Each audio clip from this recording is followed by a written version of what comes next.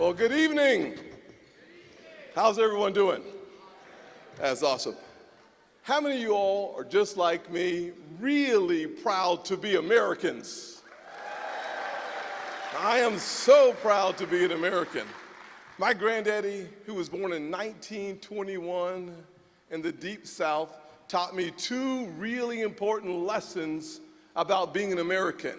The first thing he taught me was that we kneel to the Father in prayer. He taught me that James 5:16 says, the prayers of the righteous avail much. And even though we kneel to the Father in prayer, he said lesson number 2 is that we stand for the flag in respect. He said, our American flag is a symbol of freedom and liberty and justice for all.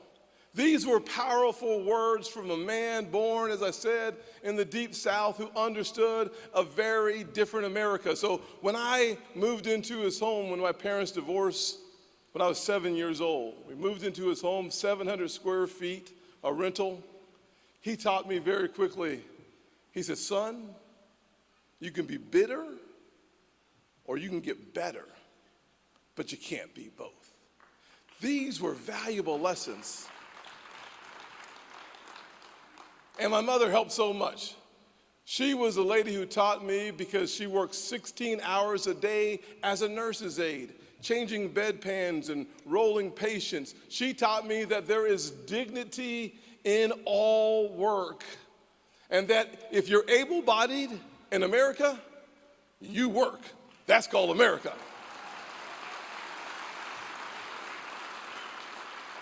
If you take out a loan, you pay it back. And if you commit a violent crime, you go to jail. And if God made you a man, you play sports against men. These are simple, common sense lessons of America.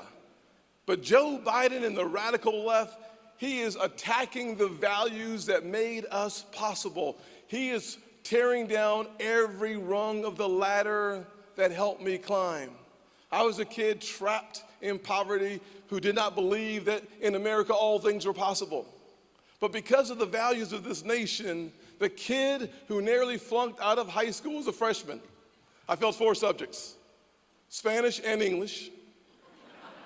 When you fail Spanish and English, no one calls you bilingual.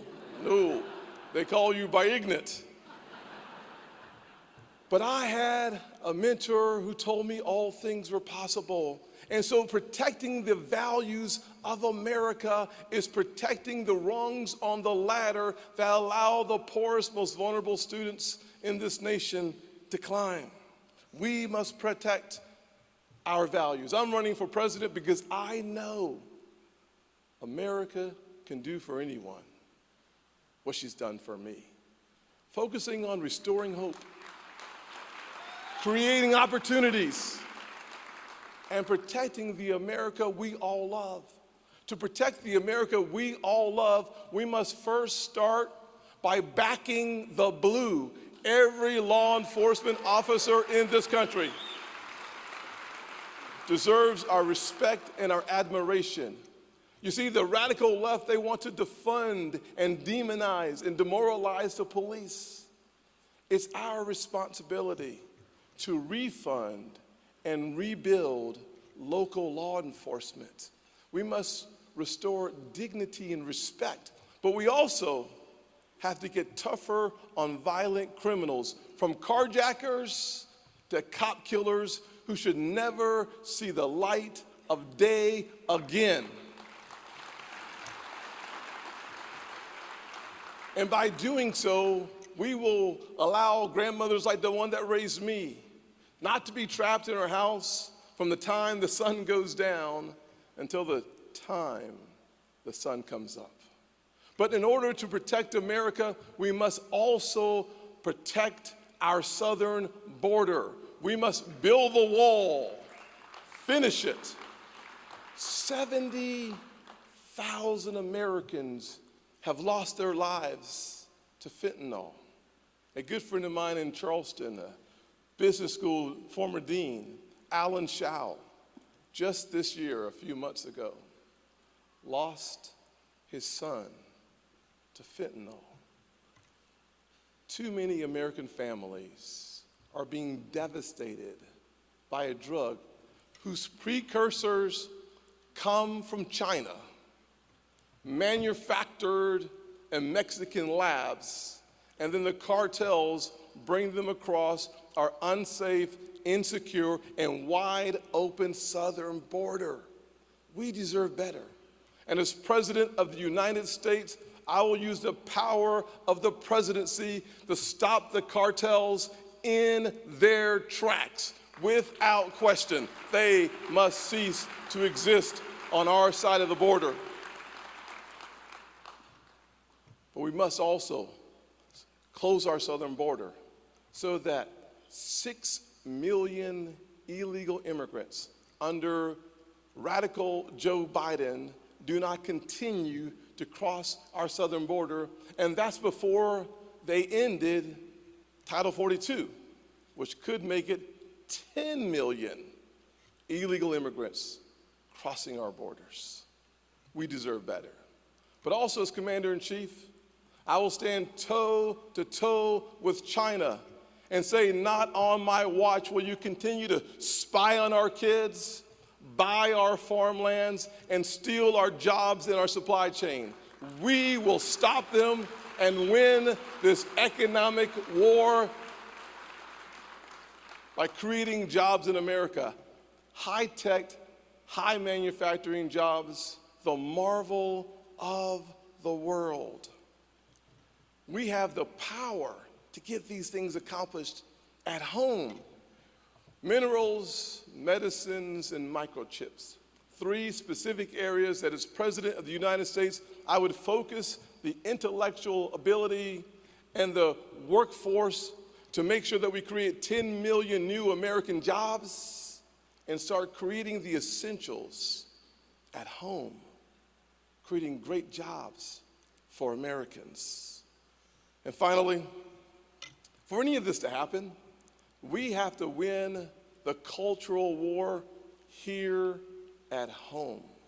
The radical left and Joe Biden has us, as they continue to sell this drug of victimhood and the narcotic of despair, leading to a culture of grievance. America, we have survived the most challenging times, from a civil war to World War I, World War II, the Korean conflict, the Vietnam era, but we must win this battle against the culture of grievance.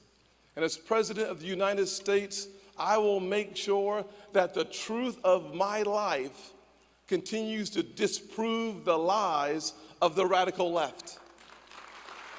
This is the greatest country on God's green earth. I am living proof that all things are possible in God's country. And that as we hold on to his dear hand, we can remember that he is able to do exceedingly abundantly above all that we ask or imagine. We can remember that all things are truly possible, but we must choose greatness over grievance, victory over victimhood, and we must protect this land of opportunity so it doesn't become, with the radical left, the land of oppression. God bless America, and God bless you.